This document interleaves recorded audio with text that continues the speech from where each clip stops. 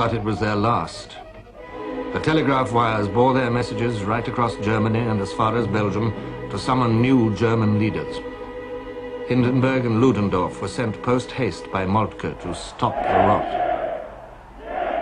Out of the confusion of retreat on a battlefront over 100 miles wide, they shaped a bold plan. The Russian Second Army was now dangerously ahead of the First Army, with the Masurian lakes lying between them. Using the well-developed railway system of East Prussia to its limits, the Germans would strike at the isolated Second Army, now nearing the insignificant village of Tannenberg. A German general with a French name, François, a Russian general with a German name, Rennenkampf, a German general with a Scottish name, Mackinson, and a Russian general with a tragic name, Samsonov. These were the chief actors in the scene which followed. The lesser actors were some 500,000 soldiers who did the fighting and marching. This time it was mostly marching, particularly for the Germans, racing to cut Samsonov's line of retreat, to smash his army before Rennenkampf could bring him help.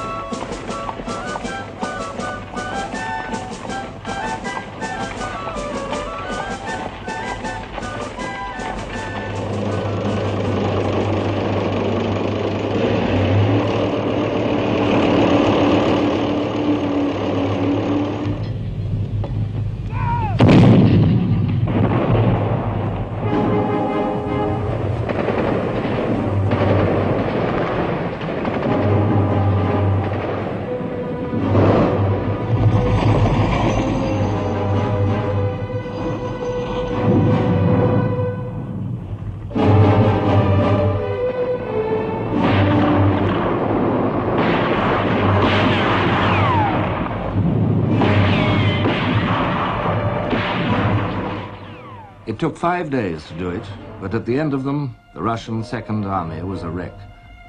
90,000 Russian soldiers were taken prisoner, rounded up like stock in a corral, and the head cowboy was François.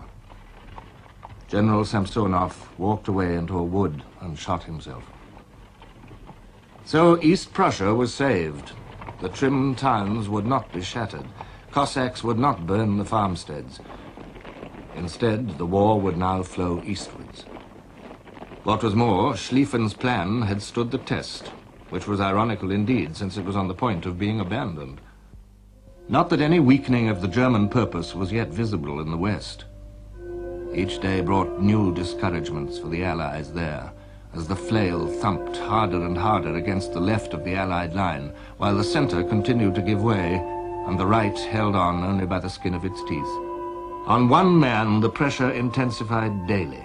The Allied Commander-in-Chief, General Joffre, each day bringing him new questions, but never an answer.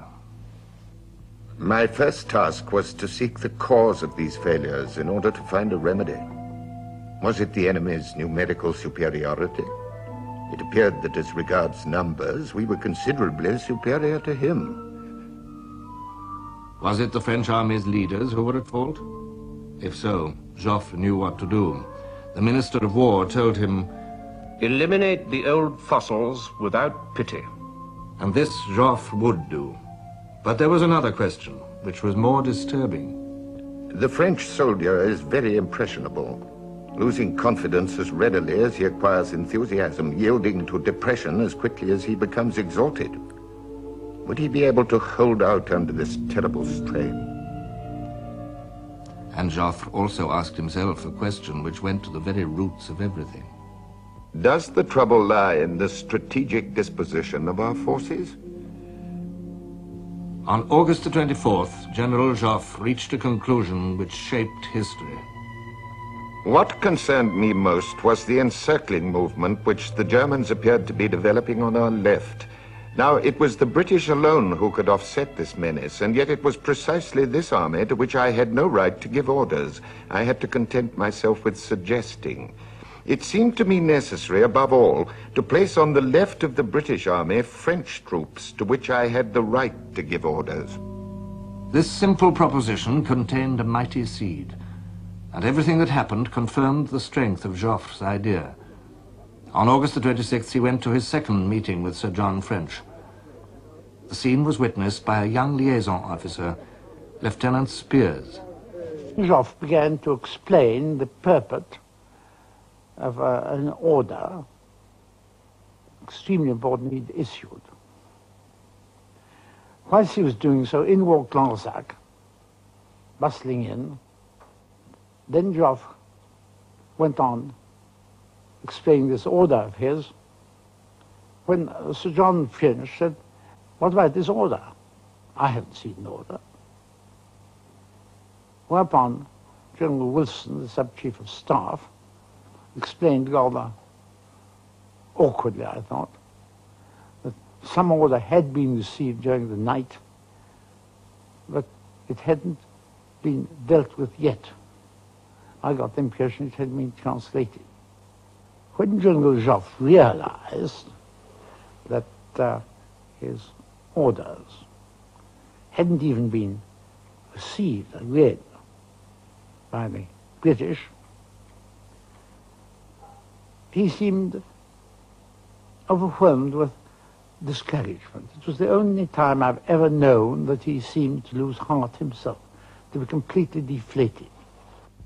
This was an abject moment for General Joffre. When I left British headquarters in the early afternoon, I carried away with me a serious impression of the fragility of our extreme left. And I anxiously asked myself if it could hold out long enough to enable me to regroup our forces. If this maneuver was to succeed, two essential conditions had to be fulfilled. First, our 4th and 5th armies must interrupt their retreat with partial offensives and counterattacks to give me time to assemble a new army on our left. Secondly, the British would have to resist tenaciously and yield ground only very slowly.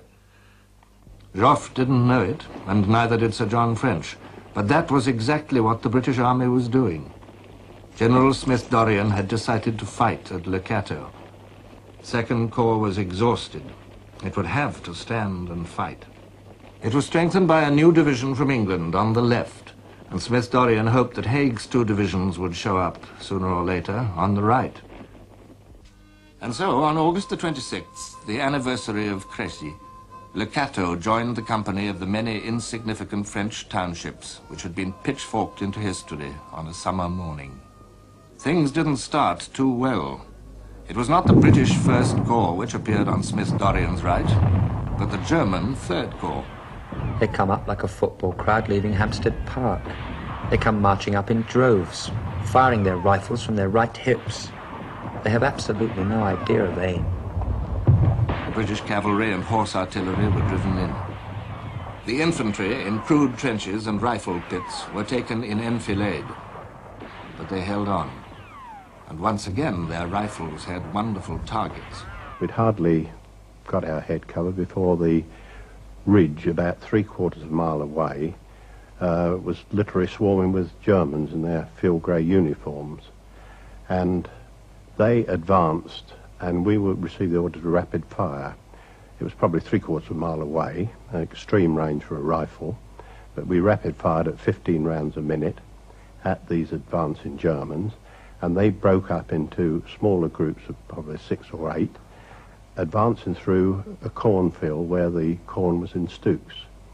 As we rapid fired, they took cover behind these stooks of corn. The line held, but the morning hours passed slowly as more and more German units came into action. The last British reserves were thrown in. We were in reserve.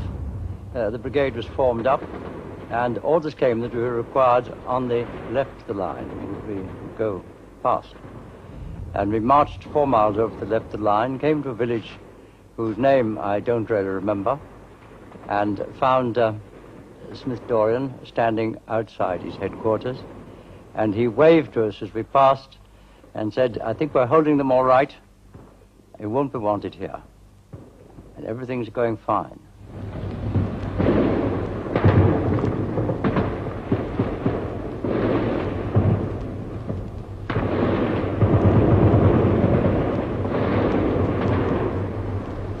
The exposed artillery batteries on the right flank lost heavily.